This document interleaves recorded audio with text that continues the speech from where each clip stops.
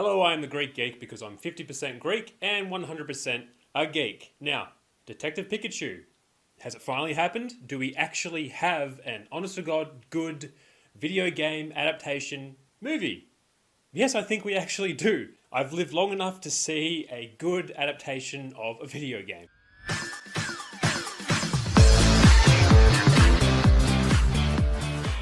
Before we go forward, if you're interested in monster movies, sci-fi, fantasy, and superhero movies, then please consider subscribing and hitting that notification button. I talk a lot about movies and TV shows in that genre. So anyway, on with the review. I can say with the cast that Ryan Reynolds is great. When I first heard that he was going to be voicing Pikachu in this movie, I thought it was going to be pretty bad, and I couldn't really see him doing it, honestly, but now I can. I really liked his performance as Pikachu. He does very good voice work. I could stop whenever I want. These are just choices. Another round, extra shot, black as night. Thank you, sweetie.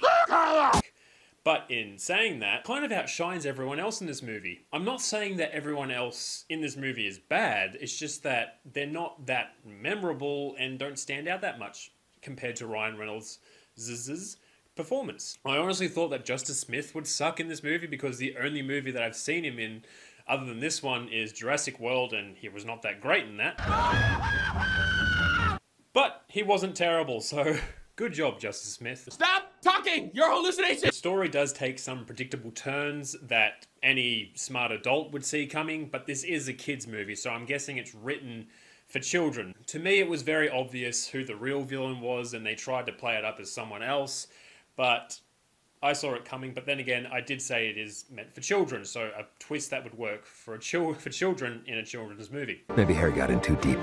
Mixed up with the wrong crowd, that kind of thing. For a Pokemon movie, there isn't that much action in it, but it's not meant to be that way. It's meant to focus more on the mystery and the crime because they're detectives trying to solve a mystery, so it doesn't really focus too much on the Pokemon battles. There are a couple, and they were very interesting to watch. But as I said, it focuses more on them being detectives. Well, look at the title. Seeing Pokemon moves and them fighting in the few scenes they did in live action form, that was very interesting and entertaining to see. The CGI for the Pokemon can be very hit and miss. Some Pokemon look really good, such as Charizard and Pikachu, of course. He's the main character, one of the main characters. And I thought Torterra looked pretty cool as well. But there are other Pokemon that don't really look that good, like Jigglypuff especially. Not that Jigglypuff's in it for a lot, but there's Jigglypuff and a few other Pokemon that don't really look that good. Didn't seem like they translated the Pokemon designs from the anime and games very well into the movie. Not all of them, just some of them, and they did look a bit weird. One small complaint I have is that they didn't seem to use a huge variety of Pokemon. In Pokemon now, there's over 800 Pokemon. They didn't seem to use that many, only a select, not few, but not as many as they could have. I understand that there would have been budget restraints and then the effort and time it would take into designing and putting them all into the movie, but yeah, maybe the Pokemon that were in the movie were kind of region locked to where they were in that city. We see all the Pokemon we would expect to see, like the Pokemon in the first games, the first generation, like Pikachu, Bulbasaur, Charmander, Squirtle, Blastoise, Charizard, but I didn't see a single Venusaur. Venusaur never gets any love. I think I'm the only person who picked Bulbasaur in Red and Blue. And just out of curiosity, for those of you that played the first generation of the Pokemon games, what was the starter that you picked the most? Not necessarily the one you picked when you first played, because I can't remember the one I picked when I first played, but what was your favourite starter out of the first generation of Pokemon? Mine personally was Bulbasaur. I've heard people say that this isn't a video game adaptation because it's not an adaptation of the main line of Pokemon RPG games. Well, a game did come out a few years ago called Detective Pikachu. I personally haven't played that game because I like to play Pokemon games that involve enslaving animals and making them fight other animals for your own entertainment and to get money.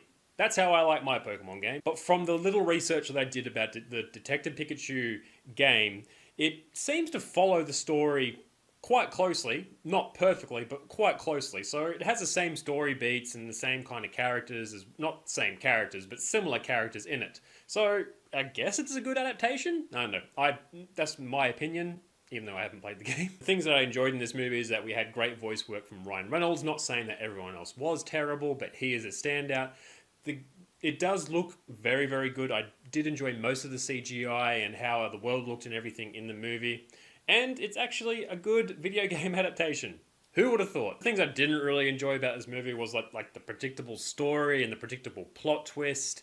Some Pokemon didn't really look that great. They looked a bit weird, didn't detract too much from the movie. And there seemed to be a limited amount of Pokemon used. And I justified that. I knew why they couldn't use them all, but anyway, there were some Pokemon I would have liked to have seen that I didn't get to see. I definitely recommend that you take your kids to go see this movie. That is the target demographic.